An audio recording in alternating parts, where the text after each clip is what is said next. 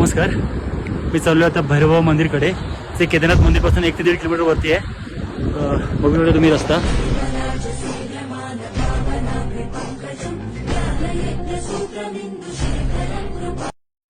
हा बघू शकता तुम्ही ट्रेक 1.5 किलोमीटरचा आहे. आणि जेव्हा मंदिर बंद असतं केदारनाथचं तेव्हा भैरवबाबा या पूर्ण जागेची पूर्ण रखवाली करतात. हे बघू शकता. हेच ते मंदिर जे केदारनाथपासून 1.5 किलोमीटर वरती आहे, भैरवबाबाचं मंदिर.